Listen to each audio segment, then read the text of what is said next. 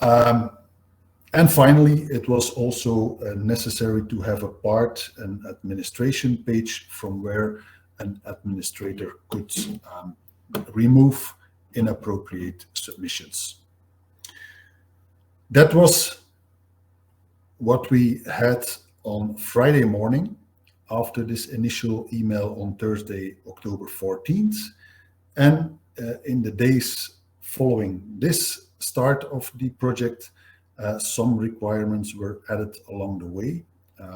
So we chose to add the capability to select an image or a picture from file, or to take a picture immediately from the app by using the camera. Then also came the requirement that we would need to allow to choose what camera would be used, the front back camera typical for a smartphone device, or if someone has multiple cameras on other devices connected, that at least the developer or the person using this app could choose the camera. A requirement that came in from Wagner was that it would be nice that the size of the picture that we submit to the backend, that size could already be client-side reduced. So if someone would send or like to send a picture from an extremely high resolution camera that takes up multiple megabytes, to already reduce that client side and avoid to send such a large picture over to the backend. And what we also added along the way was the capability to share your submitted picture or other pictures with friends via the share sheet. That means depending on what applications you have installed on either your mobile device or desktop device, that you can share a picture on the Facebook page or some other via email, the link, etc. And so you could invite other people to vote for the picture that you also like. And so this here is a first quick look at the result of this effort. Here you can see the main entry screen of the application, where you see in the middle, you see a file picker, or this area is also enabled to drop from your desktop pictures on it to submit these pictures. In the top left corner, you see a bootstrap hamburger menu. So that is, it's a fully responsive design. And that means that on small screens, that bootstrap hamburger menu will show the further options in this screen. We also set the application icon, which is in the top left corner. And as you can see for number 4, this is the icon that indicates that you can install this application. It actually means that the browser recognized your web client application as a full progressive web application, and that means that it can add it to the home screen of your mobile device, but also to your desktop from desktop machines. And with this icon added to the desktop, you can immediately launch that application as if it is an application that's installed on your machine. And here we have the screen that is the second screen, and that is shown when someone has picked the picture and has submitted it to the server. As you can see, something that is noteworthy here in this screen is the share button. And as you can see, when you click that share button, you see the share sheet. This is the share sheet that someone sees when using it from a desktop Windows machine in this case. If you use that from a mobile device, you will, of course, see the mobile device specific share screen. And from there, it basically enables you to share the link to your submission with other people. And then we have the submission, the list of submissions page. And this is a scrolling list. So here things that are noteworthy are the pumpkin. The pumpkin is what we chose that you could click as a like button, and you can see the number of likes next to the pumpkin. The pumpkin is also orange when you like something, and it's white when you have not yet liked something. And on the share button is also there under each submission, and the whole thing is displayed in what we call a continuous scroll control. So this is a control that allows you to scroll through submissions, and it's a smart control in the sense that it will only load the pictures as you scroll through the list. So if you would have thousands of submissions added, it will not load all these thousands of images at once. It will load them as you scroll through the list. And finally, in the header of this page, we also have the option to sort this list by the time of submission, by the name of the submitter, or when you click the pumpkin, by the number of likes for this picture. And then a last page that is available is the admin page. And from this admin page, you basically can delete. You see the trash can. For that, you can delete an entry. And of course, you need to add credentials. Only with the proper credentials, you will be allowed to delete some submission.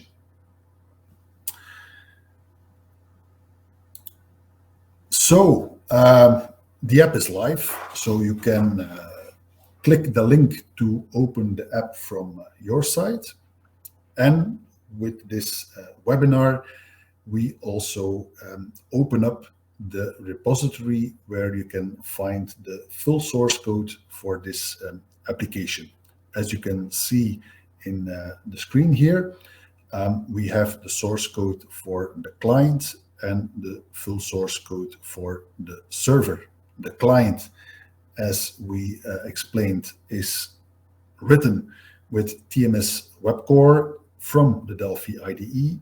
The server is written or provided with TMS X data and is also written from the Delphi IDE. So let's have a look at some technical details now, and we will first start with the web client application. And the web client application consists of several parts. There are the CSS images and Bootstrap, the JavaScript for Bootstrap.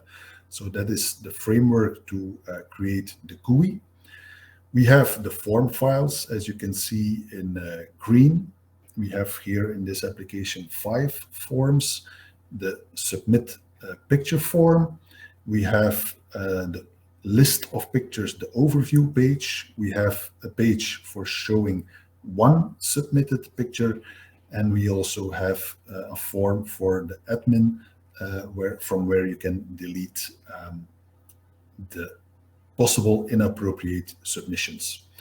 And so you can see here, this is from the Delphi IDE, how this is created in the project. This is actually the structure of the project of a project as you create it as a progressive web application from your Delphi IDE when you have Web Core installed. You see also in orange 3 icons, and these are high-res, low-res, and mid-res icons. This is the icon that will actually be used when you install this application on your smartphone or on your desktop home screen. And server side, we created the server with TMS X data, and it provides a REST API. The feature of Xdata is that it has support for Swagger UI. And this here is when you execute the Swagger UI on our Xdata REST API endpoint, then you can see these several parts of the API. So you can see that there's a capability to add an entry, to do a submission, to perform a vote, to delete an entry, and to get a list of entries, to get a single picture from an entry, and to get full details from one specific entry, and also possibility to toggle the vote. So toggling means that you vote on an unvoted item, but when you toggle it on a voted item, it becomes unvoted. So first of all, we will have a deeper look at the client application. So maybe this is also a good moment to bring up the Delphi IDE. And here you can see that same project in the Delphi IDE. Actually, if you go in the IDE and you have TMS Web Core installed, if you go under File, New, Other, here you have the entry for TMS Web Core.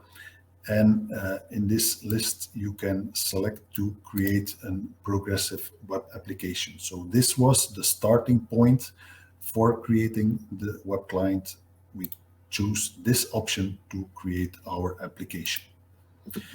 So let's have a look, first of all, at the source code of this application. And I go to the main source. And this is very similar or like a VCL application. You see here the forms that are included in this application. You can see our 5 forms. What is different from a VCL or a FireMonkey application is that we also have this HTML specifier. Each form in a web core application can have an associated HTML file. We'll come to this later. This HTML file is what is used for example, in this case, the admin form. The application start or initialization is also similar to a VCL application. And so what we do here is actually start the proper form depending on possible query parameters on the URL of our application. So if we, for example, pass along $admin at the end of the URL to start the application, if it detects this query parameter, it will start the admin form. If it does not detect any query parameters on the URL, it just starts the first form, which is the submission form. So this is how you can fine-tune your web client application to start the form that you want from a query parameter for your URL. So let's have a look at that submit picture form. Let's open it up.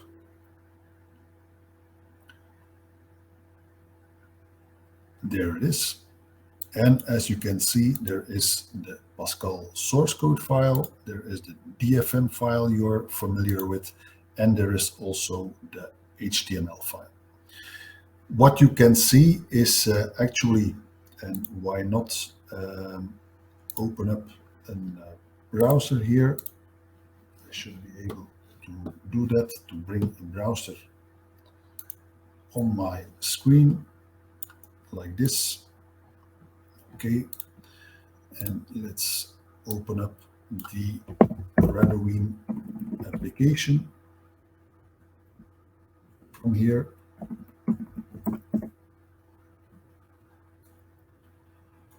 So this is how the application looks on a desktop browser.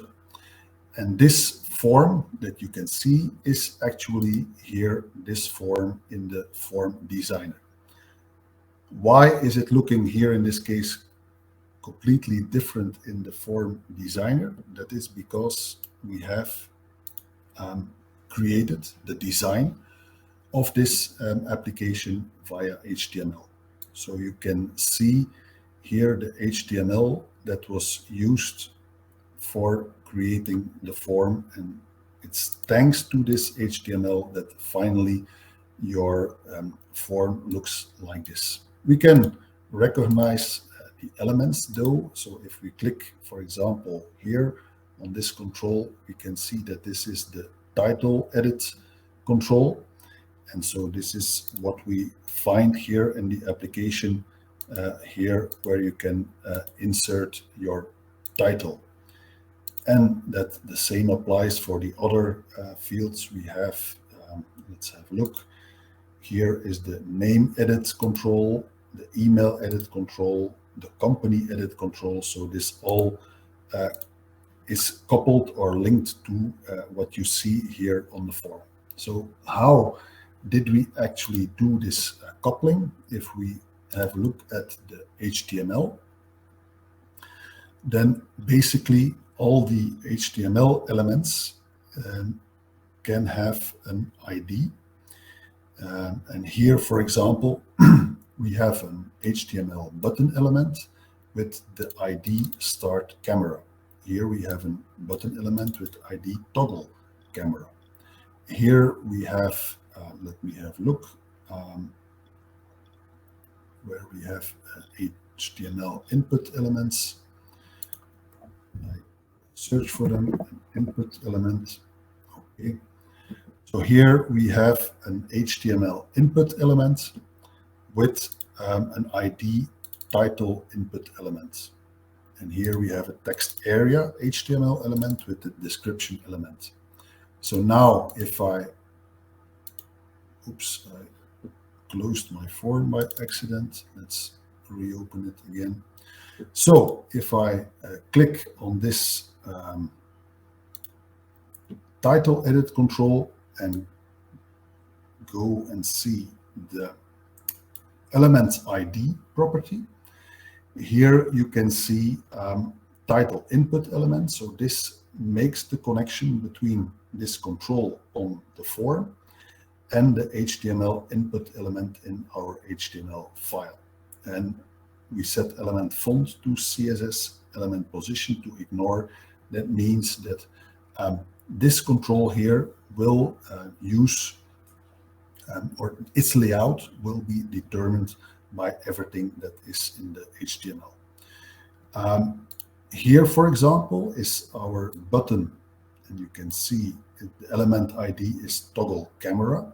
So it is from this button HTML element with ID toggle camera that we perform toggling of the camera. So if we go and have a look at the event on click, we can see here that in this click handler, we count the number of cameras, and from there we can switch to another camera if there is more than one camera connected to the device. So we stop the current camera, we select the next found camera, and then we simply restart the camera again. And so this way you can actually map all the HTML elements in your form to HTML elements in your template better to the UI controls in your form.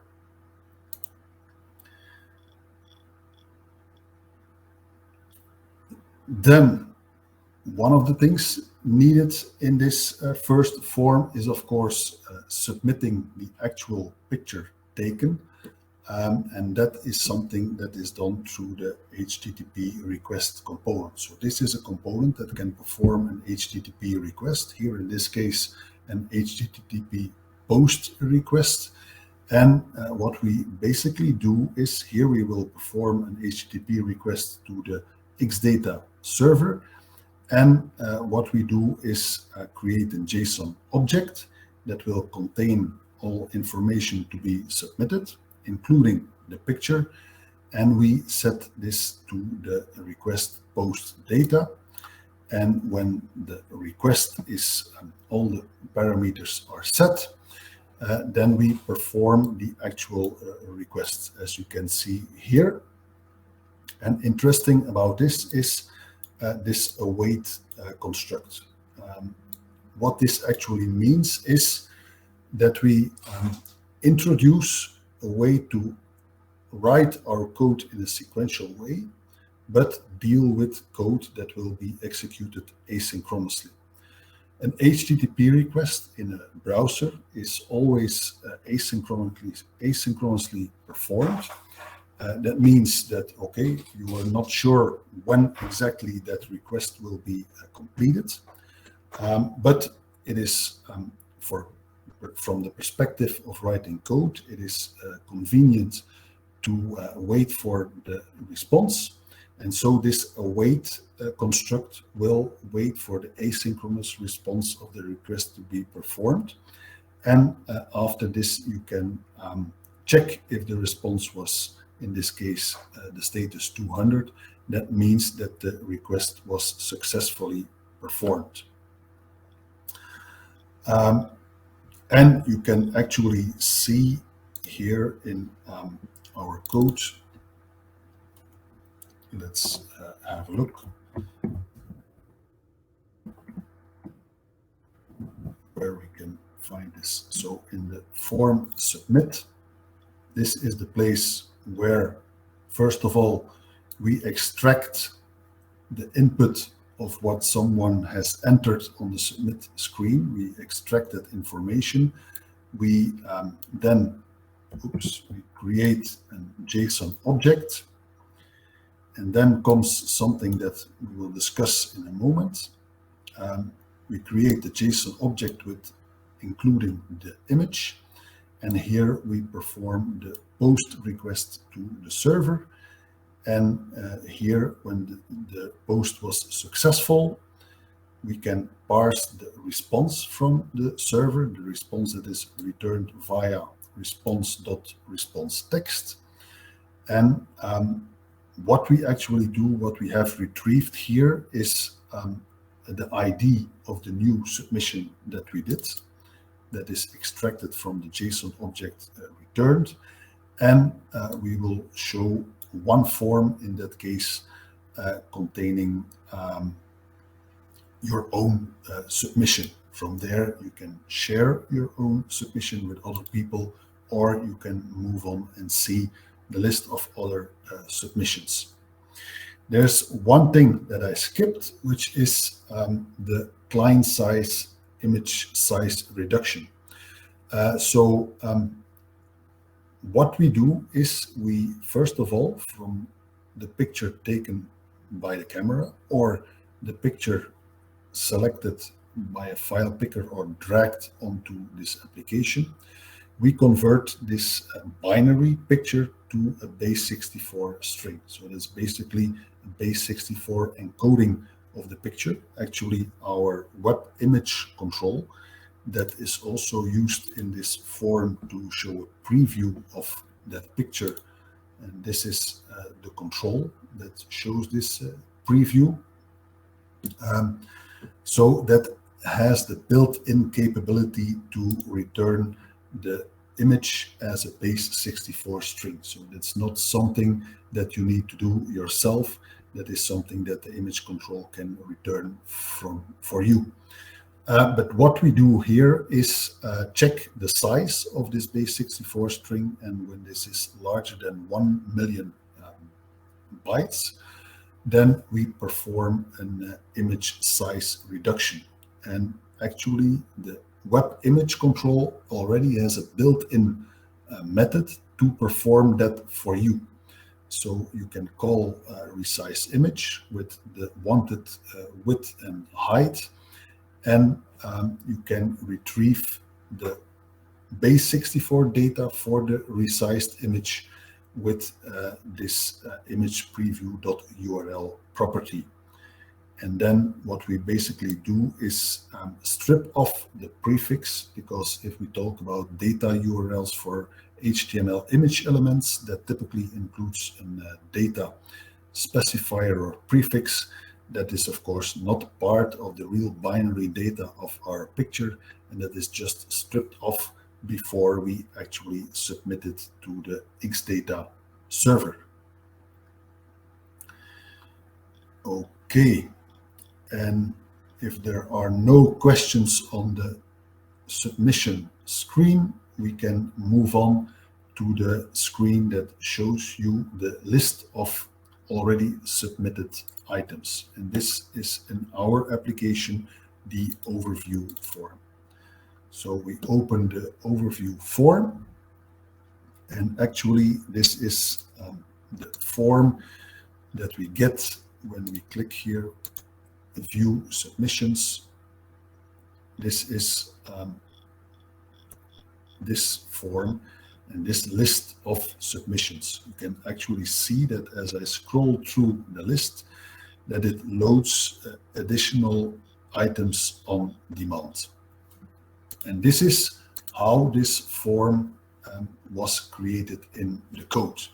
And the core of this form, of this list of submissions, is made with this web continuous scroll control, which is actually designed exactly for this kind of purposes. The core parts of using this web continuous scroll component are two event handlers. The first one is onFetch next page. This is an event that is triggered when the continuous scroll control expects new data. And that will be, of course, when it is first rendered, it expects first data. When you scroll through the list down, it expects more data, so it will trigger at that moment the onFetch next page event. And as you can see in this event, it passes along the page size and the page number, and as a var parameter, the URL. So what you do here actually is create the URL that will the URL in this case will be the get entries REST API endpoint of your Xdata server, and you will pass along the parameters for what page number you want from the server and how many items you want. In other words, what the page size is that you want. So it creates this URL on the fly based on the page needed, and it is the continuous scroll component that will perform the HTTP request with this URL to your Xdata server, and it expects a JSON array in response.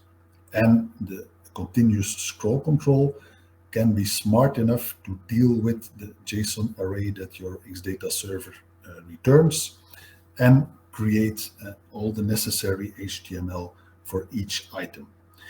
In addition to that, to further customize each item that is created, there is the onGetListItem event. This event is triggered for each new item in the list that is created on the fly. And from there, you can do further customization for items created. So obviously an item here that I'm referring to, this is, for example, this is one item that was created with this, including this button to share it, the title, the description, the pumpkin to like it. This is all part of one item in the list control. And so another important part of dealing with the continuous list control is the item template. So this is a piece of HTML that you can set for the continuous scroll control. And you can see here in this piece of HTML several references to %ID, %image, %votes, %message number, language, etc.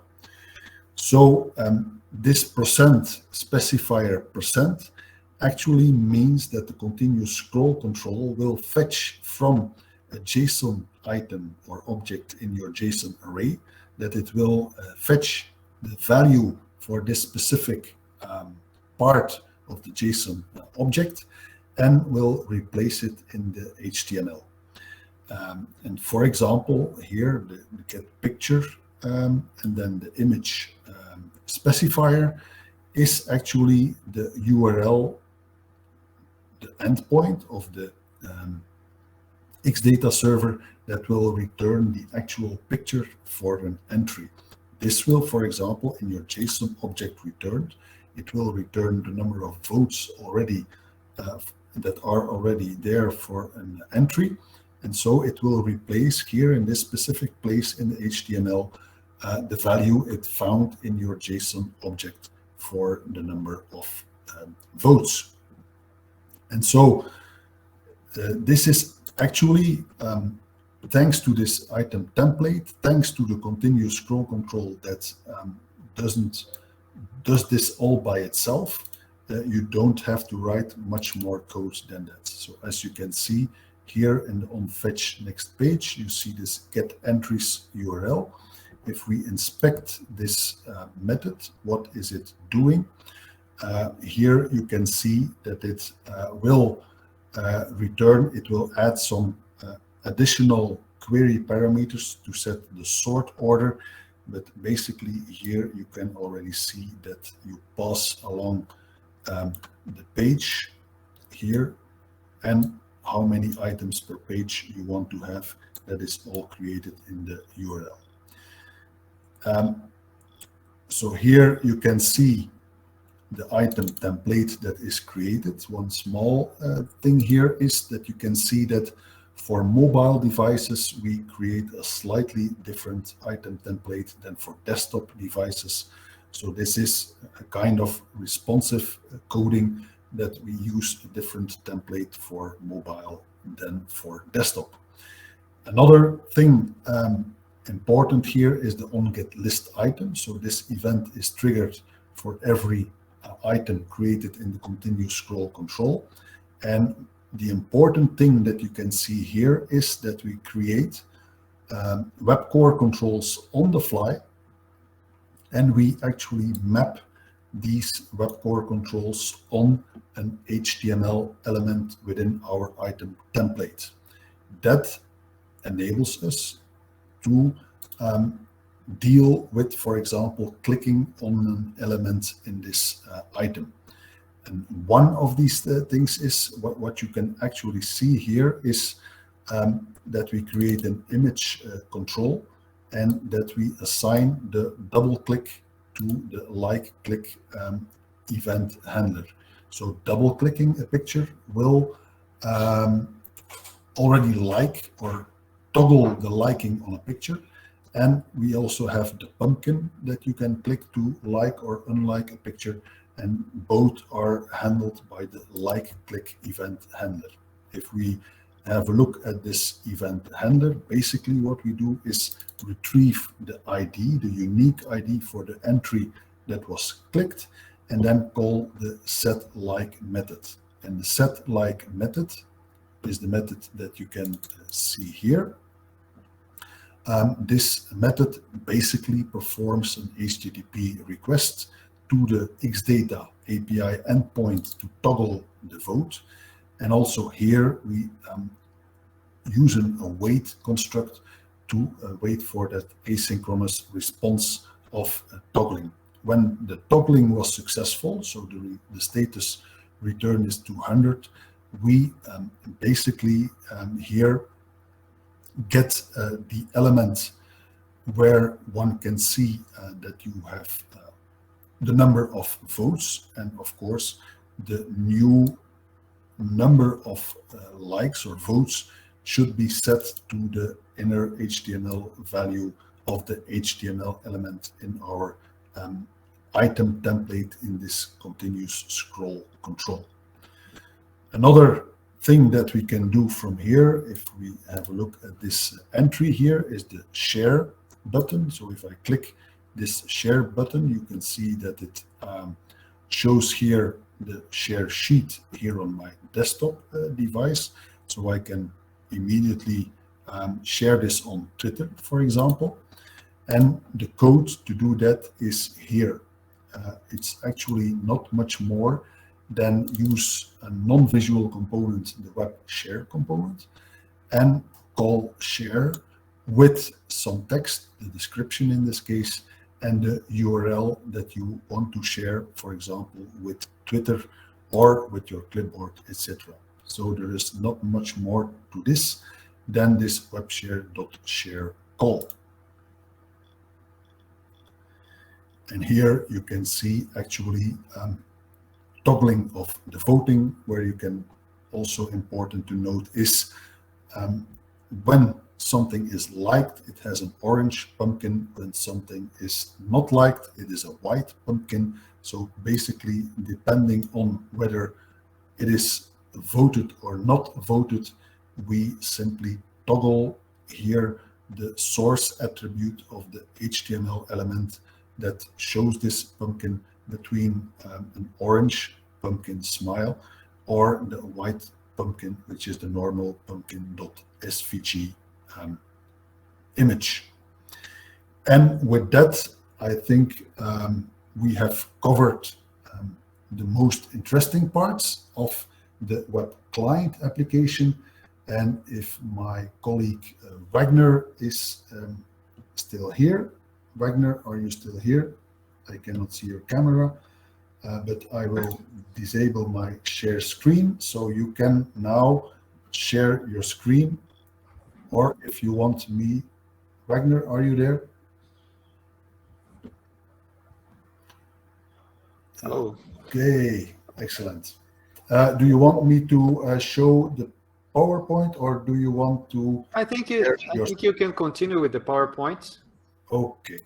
And then, if needed, I can share my screen. Perfect. So let's bring up.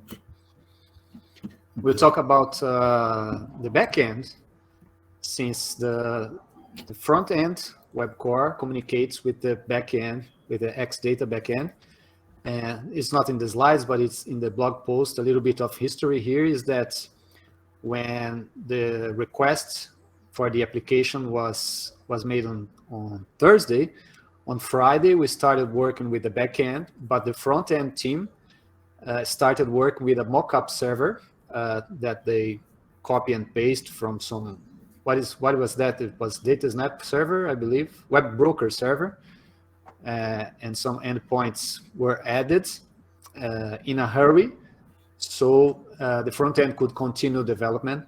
And in the meanwhile, the backend was being developed with XData, so that we can after replace the mockup server with the real XData server. And even though the whole Halloween application was built in 5 working days, the backend was built in 1 day. So at the night of the Friday, at Friday night, the backend, the XData server was running in production on an Amazon EC2 machine. So this slide here is just some screenshots of the actual server running, and you see that the server is running as a Windows service there, and the folder with information about the server and the SQLite and the database. And at the left, at the lower left of the screen, you can see that the resources that the Halloween server takes in the EC2 machine, it's very low. It's 4 megabytes memory, and the CPU usage is very low. Actually, this server here is a server that is shared with a lot of other real production servers that not related to TMS, but we put there in the server. So it's not a server that it's used only for the Redwing application, but for lots of other servers. Can you go to the next slide, please, Bruno?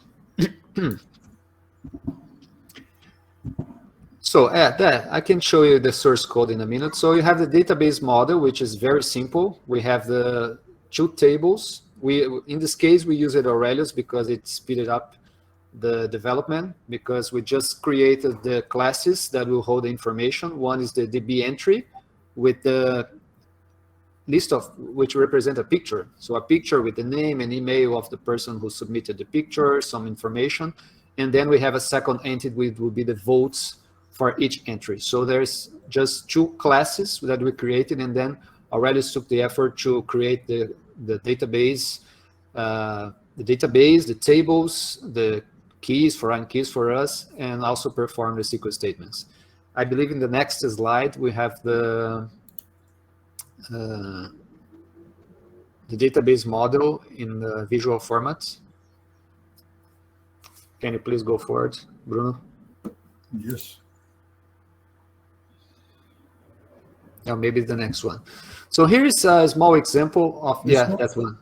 It's just a screenshot of the database model. It's very, very simple. And yeah, you can. That's the implementation of one of the endpoints. So you have an idea. It's the endpoint that toggles a vote. So it's that when the user clicks the pumpkin for a picture, so you vote, you add a vote for the picture, or if the picture is already voted by you and you click, it removes the vote. It's like a similar behavior as the like of Facebook or Instagram or whatever social media you like or dislike. So the implementation is just this. If you see the first lines is just some checks to see if the client has to send the entry ID, so the ID of the picture that you want to vote to. And the first part just checks if the ID is valid. And the second part checks the remote IP, because since we don't have authentication, we don't have user identification in this application, because we wanted it to be very easy and straightforward to use. And of course, we had not much time. And so users, you can go there to the application, submit a picture. You don't have to register or create an account. So to limit voting, we check it for the IP of the client being voting. So we check the IP, and if there is already a vote for that entry with that IP, we then remove that vote. If there is not one, we create one. So the last part in the if statement there that you can see is just the process of voting itself. So using Aurelius, of course, you could use a SQL statement here, but we use Aurelius because it's easier. So we just create a new vote object, set the properties like the IP address or the entry that is supposed to be voted, and we save it. Okay. You can go to the next slide, please. Oops.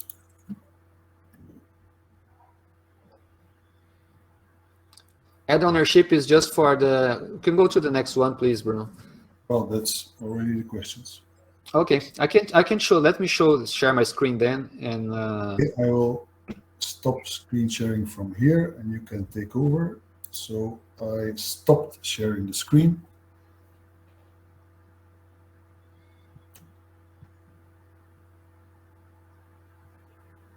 You can see there? Yes. Okay. So there is a question already. So the implementation here of toggle vote, for example, I believe the question was about this line here. This line is just to avoid memory leaks. I could just do a try except here and check if everything is okay, destroy the object, etc. This is just an easy way to manage memory here with Aurelius and Xdata. So just create a vote, make sure it will be destroyed no matter how, and then set the properties and save. Okay. In the PowerPoint, we make sure to show the number of lines, because this is actually the 200, less than 300 lines for the whole server implementation. If you go to the units here, we see that we have the main unit here, which is the Xdata component and the database connections. Okay, so this is just non-visual components to set up the server URL and things like that, and the database. This is just code to set up the application name and set up the directory, the folder where the database will be. And here is to get some credentials for the part of the server that will be authenticated from environment variables, and the same here. So this is just configuration taken from existing environment variables from the server. So we don't have to put the credentials here in the source code. And then we have the entities, which are the two classes that I mentioned. We have one entity, one Aurelius entity for entries that will be saved to the database, and another one for votes, one related to the other. And then we have the server itself. Okay, the service is this one with the classes. We have these endpoints here. One endpoint to add entry. Actually, I can show you in this. I believe you showed the Swagger, right, Bruno? I showed the screenshot, but maybe you can show it live. Yeah, I can see the Swagger with the. Here's the Swagger with the, which is generated automatically by XData server, that shows the endpoints that we have available in the server. So you have one endpoint to create a new picture, to vote. Actually, this is deprecated. It's this one, the toggle vote. One to delete entry, delete an image, get the images, get a picture, and get a single entry. So it's a very simple one. And for you to have an idea of the architecture of XData, these endpoints here, they are retrieved automatically from the contract, from the interface that I declare for my server. So the server is this, the contract of the server. You have an interface with those methods here that will become endpoints. And from this, the Swagger is generated. And of course, besides the endpoints, we have some objects that are received and returned by the server. For example, the add entry, where it's the endpoint that user uses to submit a picture. It receives this object entry data here, which is declared here. It's just a regular object with some properties like name, company, and email. And by that, XData and Swaggers know that that means that a JSON with those properties must be sent to the server for a new entry be created. And finally, the implementation, as I said, it's very simple. It's just the implementation of that interface. So it's just 100, 300 lines of code. And it's just those methods implemented. So we've seen the add vote, for example, and we see the delete entry, for example, is just find the object with that entity and call remove. And get entries is maybe the most complex one because there is pagination, which is done automatically by Aurelius. And here's the page here. Take a number of records, skip a number of records, order by, etc. And it's a little bit more complicated because we had to calculate the votes for each IP address and to see, actually, the votes is calculated here. Count the number of votes. This is simple. But here is one entry for that we return if that specific entry was already voted by the user requesting or not. So this is just one more complex thing that we had to do to show to the user the pumpkin selected or not in the user interface. So the server is very simple. Here the get picture, the pictures are saved in a specific folder, not in the database. It could be saved in the database, but in this case, we wanted to save each picture in a folder inside the server. And then the endpoint that returns a picture just calculates the file name and just returns the content of the file directly without any processing. And some headers here so that it's interpreted by the browser as image and with cached. That's it. That's the server. It's very simple. And as I said, it was created in a very created and deployed in a very short time. Not sure if Bruno, if you have comments and questions. It's interesting I like to mention also that, as we mentioned in the blog post, if you haven't visited the blog post, I recommend you do. Maybe someone can put the link here while I'm talking. But in the blog post, we mentioned that the front end and the back end teams worked very separated. As I said, the front end team even started with a different server because they had to start developing and could not wait for the whole backend server to be done until they started. And because of that, the parts of web core application was built with a raw HTTP request and raw JSON processing from the front end. But actually, there are high-level classes in Xdata that you can use from the web core application that you don't have even to use to process JSON, either to send or receive the JSON. You just call the method that you see here, for example, add entry. From the web core application, you just call add entry the same way, and the Xdata client will build the JSON, build the URL, make the request, and return, process the JSON response, and give everything ready to you. So this is something that we can clean up in the code, for example, later. Yes, the time frame was just too short to give you an idea of the timing, because there was a question also relating to that.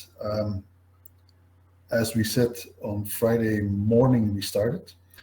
So on that Friday, we quickly built together using, it was DataSnap. We quickly built together a mock-up server, and we immediately started working on the submit form and the view submissions page. Of course, as we are talking about a DataSnap mockup server here, we had to use the XML HTTP request to perform the HTTP request to that DataSnap server. And it was one day later, as Wagner explains, that the Xdata server was ready, live, up and running. And basically, we replaced the base URL of what we had built on Friday against that DataSnap mockup server with the URL of the Xdata server, and that brought the web client application up and running with the final live server. And there was some time spent, like half a day, on camera selection between camera and file input. Also, on that day, we worked on image size reduction in case someone had a really big image selected. Also, camera device selection was done at that moment. And then the second day of development was devoted to building the continuous scroll control with the list of submissions, implementing the paging. We also had to implement the buttons to select the sorting. So let's count like a day and a half to create that continuous scroll template, to trigger the voting click from there, share sheet from there, sorting from this list. And then we added an about screen. The admin page was actually created from the view submissions page, where we replaced the pumpkin that performs the vote to the trash can that performs the delete. So we could reuse a lot of this for the admin page. And then I think like 1.5 days at least was spent on HTML and CSS for creating something that looked Halloweenish, and something that was responsive, something that looked good on smartphones, still desktop devices. So that is a little bit, in a nutshell, the balance of where what kind of time was spent on. Yeah, there is a question here, and I believe I want to comment, and the question is related because from the backend development here, the impression that I have from communicating with the front end team is that, as I said, the backend was done in one day, and then a few more hours to polish. And the impression I have, Bruno can confirm, is that the front end was done in like 2 or 3 days maximum, to make the application work, and then more 2 days was spent just to make the application look good with the pumpkin, etc. Is that I believe it? That's more or less my impression is correct. Yes, that's correct. So my rough estimation would be that the logic of the front end, the coding logic from the front end, took like, my estimation is between something like 24 hours total development time, 24, maybe maximum 30. And then the remaining hours were actually spent, and that was a considerable amount of time compared to the other time we spent on this project on the look and feel. And that was fine-tuned with the HTML and CSS. Bootstrap was also used. So roughly, I would say that we spent about 16 to 20 hours on look and feel and front end. Yeah, maybe our colleague Bradley can chime in because actually the number of people involved is also something maybe interesting to share. So Wagner, that was the question from Paul, because he asked, I understand that teams were working on this project. 5 days is impressive, but how many man hours were involved? So Wagner, you devoted like 1 day, I would say? Yeah, I answered that for the backend. I believe it was 15 man hours, 15 hours for everything, for the development and the deployment of the server and make it work there. So it was around 15 hours. Yeah, I think myself, I spent like maybe maximum, our colleague Bradley is there. I spent some time on camera and adding and enabling the camera, adding the drag and drop of files, and also the image size compression. So let's make this something like 4 hours that I spent on that. Our colleague Tunde spent like a couple of hours on camera selection. So for people who have more than one camera, to toggle through these cameras. And Bradley, you spent the time on the forms and also a lot of time on the CSS and HTML, right? Yes, that's correct. Oh, sorry. Yes, that's correct. I think I spent about 2 working days on the code. So for me, that's about 16, 18 hours. And then the Tuesday I was at home, so I had 1 day less than usual. And then I spent Wednesday and Thursday styling the whole application. So I think I spent about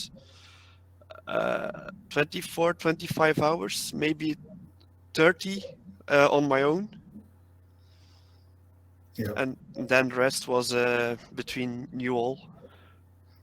Yeah, so I think that's a pretty accurate picture of who did what in the project and how many time was spent on creating this. And it was actually, Embarcadero asked to make the app live on October 21. ID was launched October 14. And so actually on October 21, we sent the URL to Embarcadero saying, here's the app, here it's live, play with it and give us your opinion. That's how it went. All in less than 5 working days, and just 1 weekend between it. Maybe what I also want to show, Wagner, maybe if I can take over the screen again. What I had also liked to show, which I think can be interesting, that is what is actually produced when we compile this application. So I can compile the application here, and it will just launch the debug server for this application, and it will actually run on this debug server here locally on my own laptop. But it will, of course, use, so it's on the other screen. Let's bring it to this screen. So as you can see, it runs now live on the local host, which is the debug server. Are you guys seeing it? The shared screen? Now I think it should be there. So what I basically did was compile the application from the IDE here, the Delphi IDE, and have this run locally on my desktop machine with the debug server that comes with WebCore. And it will, of course, use the Xdata live endpoints. So if I do submissions, it is the actual live submissions that it will show. And I can see that people have already submitted items while doing our presentation here.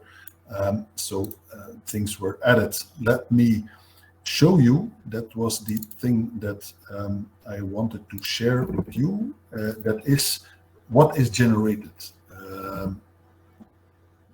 And therefore we go to the output folder of what the Delphi IDE generated. So this is actually the output folder, and it's this set of files that you just put on any HTTP web server. In our case, this is the folder of files that we put on our tmssoftware.com server, and that makes the application live. So here the important one is the Halloween.js. So that is comparable to an executable that you would create from a VCL application. In web terms, we speak about a web client application that consists of a JavaScript file. And so you can see that it is approximately half a megabyte. This is when it is compiled in release mode. So it strips off any unused class code, for example, and compresses the JavaScript. And so this is actually what is at this moment live on our server.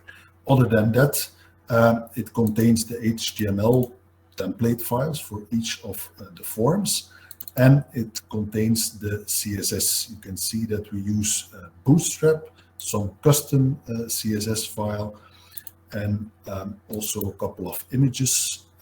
Here you can see, I believe, yes, these are the SVG files for the pumpkins, for example, some background images, logos that are used. So that's in the image folder, and JavaScript, that is the Bootstrap JavaScript that is included.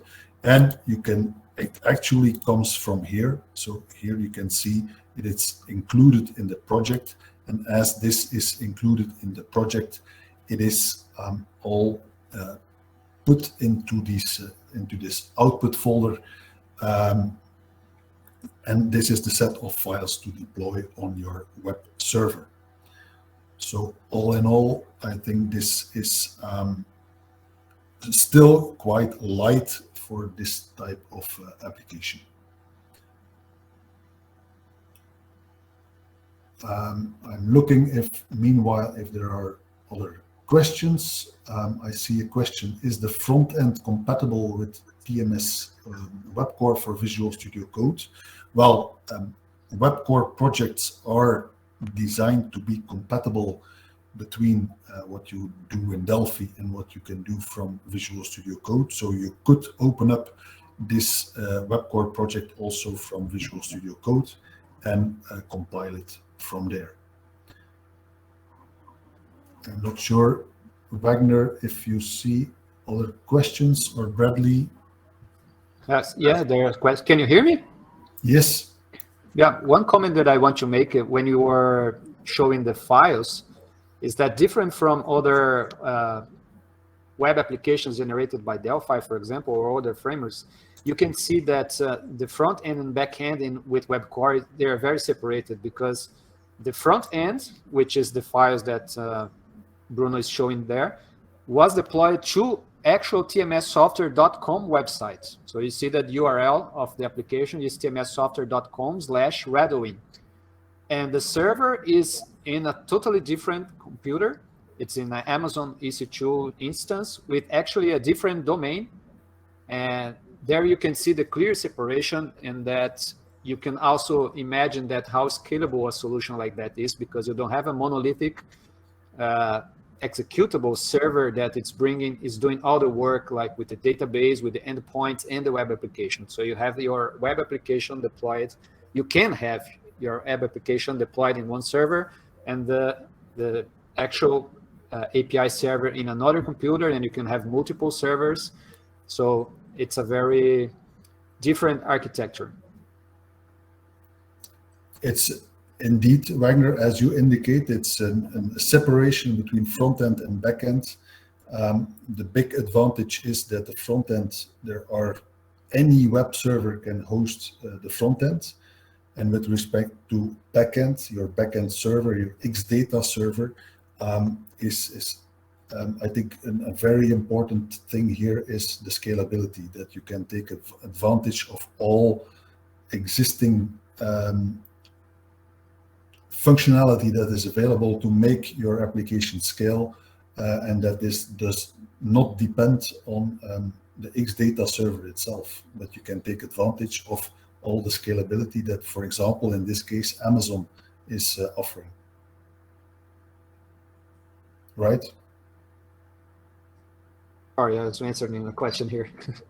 Okay. What was that? Well, I was mentioning the advantage that you can take advantage of scalability of platforms like Amazon when you build an Xdata server. Yeah. Well, first, you are using Delphi to build the backend. And second, the generated application is very light, so you save money when deploying your applications. Third, it's very easy to use, it's high level. And fourth, it's have a good integration with web core. Like I said, in the client application, it's easier to build web core applications with Xdata than with other front backends. Not because it's hard to work with other backends. It's just any regular web applications. But with Xdata, it's easier because it has a very nice integration.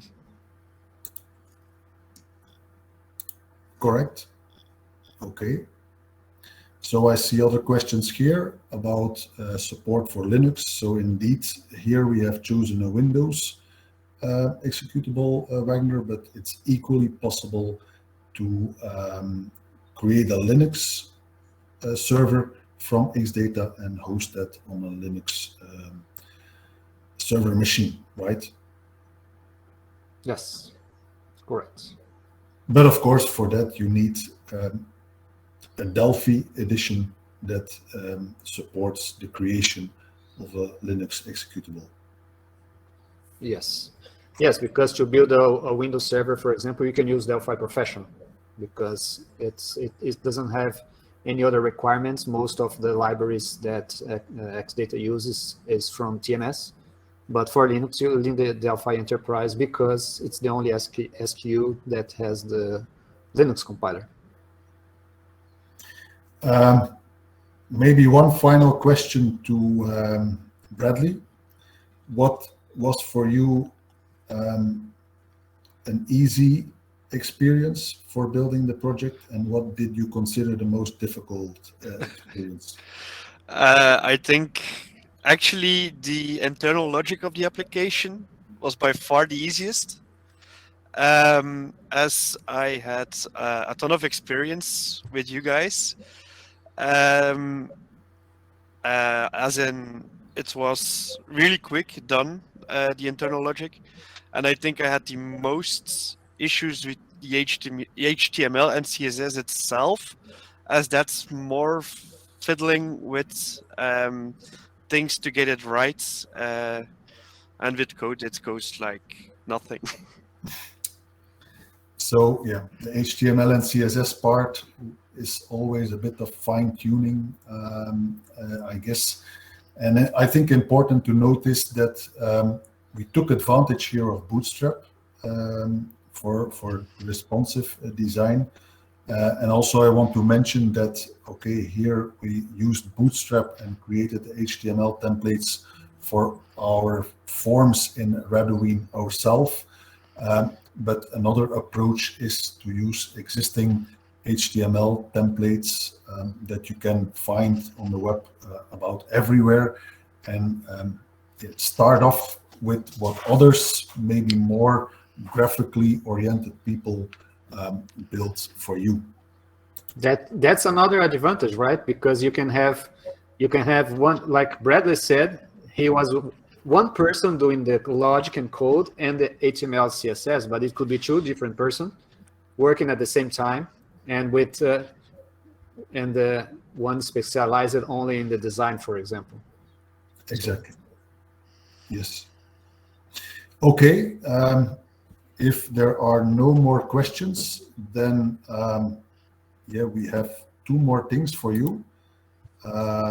I see no more questions for now. So the last thing that we have for you is a poll. And this poll is how you experienced this webinar. So you can now rate how you experienced seeing everything or learning everything about our Radowin Trailer Week that we had between October 14 and October 21. So you can give a rating to the content of the webinar itself, what you thought about the speakers of the webinar, and how you experienced the Web Academy itself. As I explained in the very beginning of the session, the Web Academy that you're looking at right now, that you're using right now, is also a web core client application itself. It was built from the ground up with a TMS web core. So, and if you have any other comments or feedback, then you can also add it in that box. I give you a few more seconds to complete that poll, and then we can close it. And then I have one more final surprise for you who stayed with us here during the whole webinar. Okay, there we have the voting. I can share the results of the voting with you. And so first one is, how do you rate the content? We can see that we scored a 9 out of 10. Then I share with you how you rated the speakers, 9.5 of 10, and also 9.5 out of 10 for the experience here in the Web Academy. Okay, and we will have a look at the feedback that was added in the text entry. We will have a look and learn from, and we can maybe later also discuss this further with you. And then I have a final thing for you that is a special action. So we thought, what can we do to do a special action coupled to this webinar?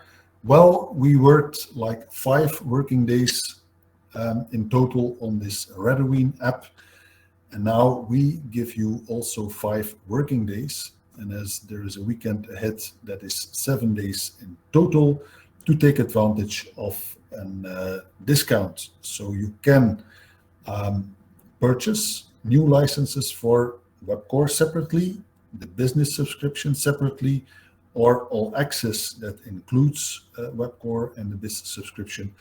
you can purchase these with a 20% discount. So that's valid for 7 days, 2 weekend days, 5 working days.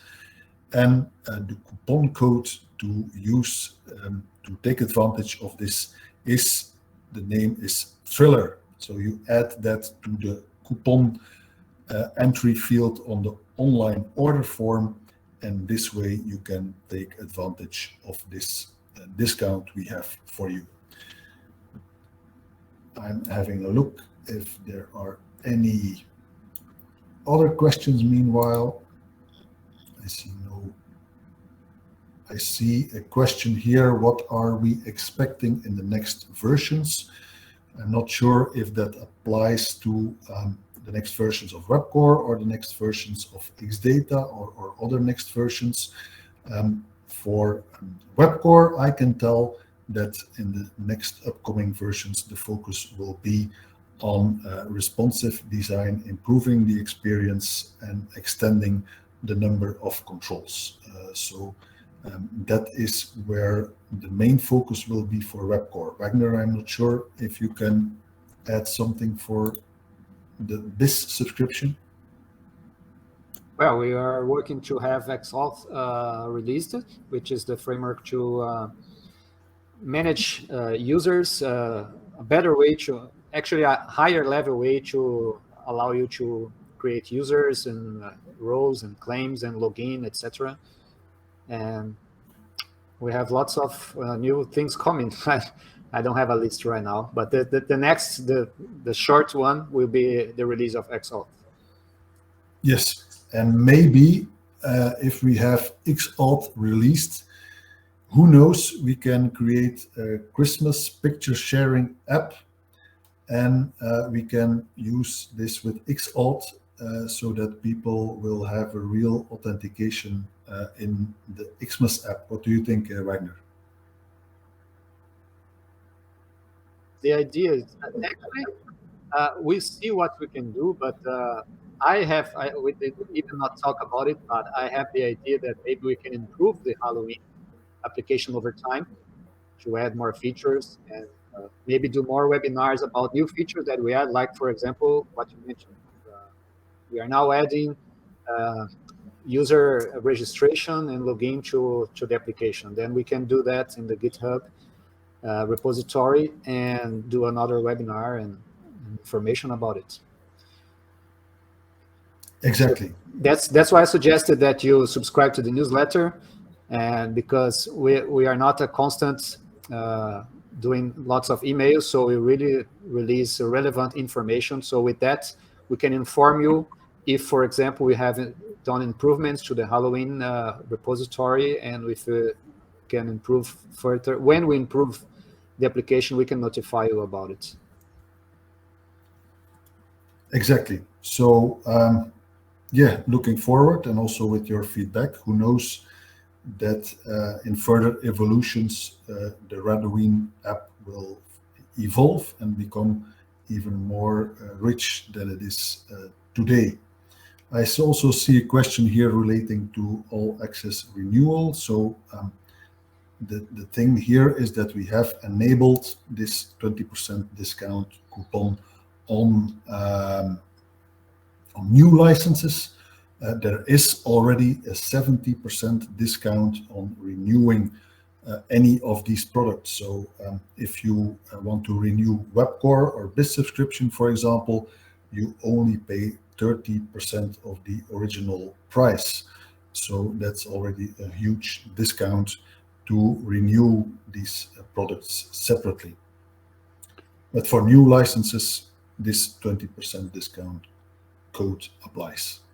I'm also putting in the chat the link for the TMS Web Course online course with a 30% discount as well for those interested to learn more about TMS Web Core. And that is that's something you can find on landgraph.dev, right? Yes. Great. So how many hours of training is that, Wagner? It's like 40 or 50 lectures, and there is source code also, and there are question and answers in in the lectures there. For each lecture, you have question and answers that you can interact.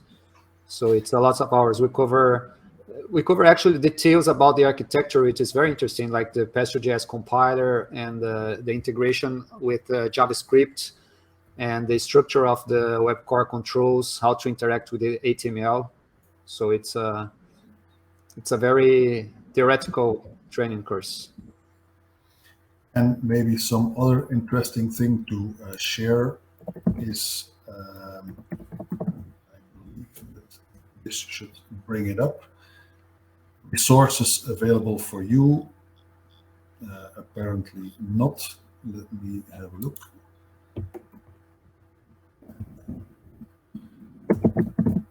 TMS Web Core. Okay, so here you can see several books that are also available for your learning. In German, in English, the TMS Web Core book, and then also 3 hands-on books that discuss specifically the hands-on books, discuss also the combination of using Xdata with Web Core, with several examples there implemented. I see that there are still questions about the link to the source code, so maybe I bring up that slide again where the repository is. So here is the GitHub repository where you find both the client and server source code for the Redoween app. All right. No questions anymore. A good question that I see is the upload progress bar. That is actually technically shouldn't be that difficult. Let me quickly show you that how that could be done. If you put the web HTTP request component on the form, so this is the component that performs the post request, there is here an event on progress. And so if you couple that event to a progress bar, that could be a very easy to do or a very easy way of showing progress during submitting your picture. That's one possible way to do that. Other than that, I see no more questions that were not handled yet. I see a question from Mr. Ghazali to merge chat and questions, and that is also an idea that indeed we have been playing with, and that is definitely on the radar to streamline that process for future iterations of the Web Academy. With that, Wagner, I'm not sure if you have to add something, or Bradley, but with that, I think we can conclude. Just thank you, everyone that came here, and thank you for attending. And subscribe to our channel so you can meet you next time. Okay. Bradley, thanks for being here, and especially also a big thank you for living this thriller week, because we were kind of nervous or stressed that we would actually be able to achieve that in such an extreme short time, but we did it. And so thanks for that, Bradley. Congratulations. Excellent job. Thank you. Okay. Thank you, everyone, for your time, for being here on the webinar. We hope you enjoyed it. We actually hope that you will learn a lot from the source code on GitHub.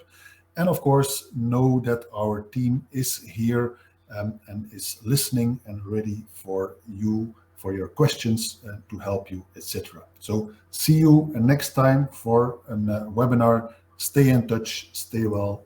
Bye-bye. Bye-bye.